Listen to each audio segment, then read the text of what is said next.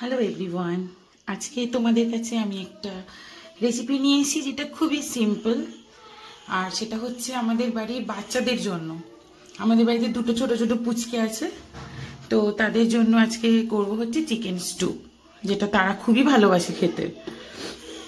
তার জন্য যা যা লাগবে, চিকেন তো অবশ্যই লাগবে। এটা ওই 400 গ্রাম মতো চিকেন আছে। আর যেগুলো যেগুলো ভেজিটেবলস নিয়েছি সেগুলো হচ্ছে পেঁপে, আলু, গাজর, বিনস, পেঁয়াজ, একটা টমেটো, গরম মশলার গুঁড়ো, চিনি, বাটার, আদা রসুন ক্রাস্ট করা। এখানে আছে ছোট ছোট 4টে কোয়া রসুন, আর 1 ইঞ্চির থেকে একটু কম আদা, যেটাকে গ্রেটারে আমি গ্রেট করে নিয়েছি। আর এটা হচ্ছে গোলমরিচের গুঁড়ো, নুন। ব্যাস এইটুকুই লাগবে। যেহেতু বাচ্চাদের জন্য তাই এখানে কোনো লঙ্কা নেই। তোমরা চাইলে কাঁচা লঙ্কা দিতে পারো যদি বড়রা খাও। তো শুরু করা যাক। বাচ্চারা খাবে বলেই আমি এখানে তেল ইউজ করছি না, তোমরা চাইলে সাদা তেল ইউজ করতে পারো সঙ্গে আর একটু, আর ওই জন্য একটু পরিমাণেও কম।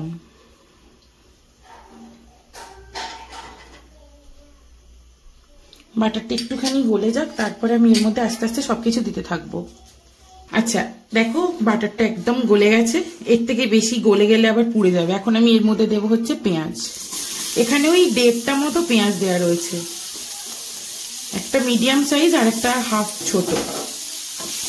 এটা হালকা একটুখানি নেড়ে নেব।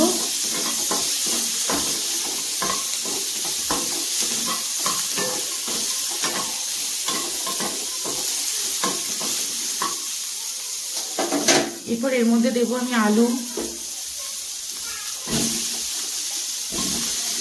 গাজর, সব সবজিগুলোই দিয়ে দেবো। আর হচ্ছে পেঁপে।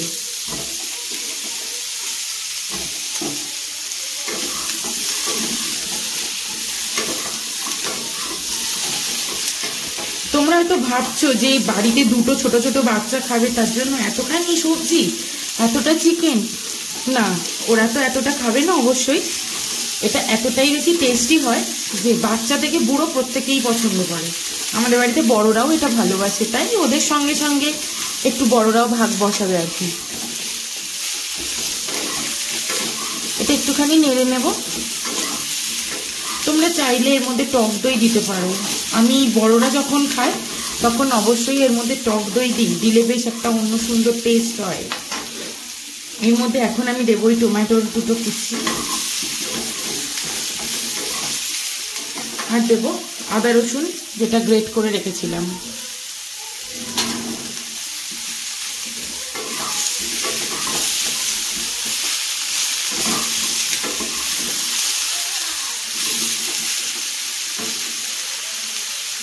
এর মধ্যে এখন আমি মাংসটা দিয়ে দেব।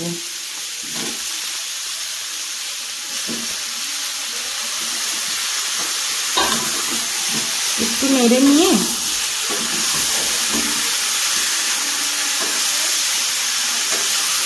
তোমরা চাইলে এটা সরাসরি প্রেসার কুকারেও দিতে পারো। আজকে যেহেতু আমার কাছে পরিমাণটা একটু বেশি, প্রেসার কুকারে না ভালো করে নাড়া যাবে না, তো আমি এটা কড়াইয়ের মধ্যে মিক্স করে জল দিয়ে তারপর প্রেসার কুকারেই দিয়ে দেবো। কড়াতেও করা যায়, কিন্তু আমার মনে হয় চিকেন স্টু বা স্টু জাতীয় জিনিসগুলো কড়ার থেকে প্রেসার কুকারে বেশি ভালো হয়। এটা একটুখানি 2-3 মিনিট মতো আমি নাড়বো, তারপর এর মধ্যে বাকি মশলাগুলো দেবো। মাংসগুলো দেখো কি সুন্দর সাদা সাদা হয়ে গেছে। এখন এর মধ্যে আমি বাকি মশলাগুলো দেবো, যেমন হচ্ছে গোলমরিচের গুঁড়ো, এটা খুবই কম পরিমাণে দিয়েছি, একটু নুন, একটু চিনি, একটু গরম মশলার গুঁড়ো দিয়ে এটাকে ভালো করে মিক্সড করে আমি জল ঢেলে দেবো। 1 মিনিট মতো নাড়বো এগুলো দিয়ে।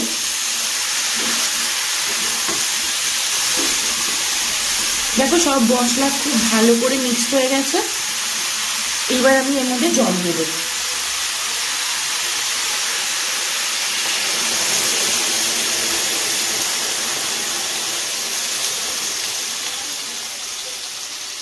এটা তোমরা চাইলে এইভাবেই ঢাকা দিয়ে সিদ্ধ করতে পারো।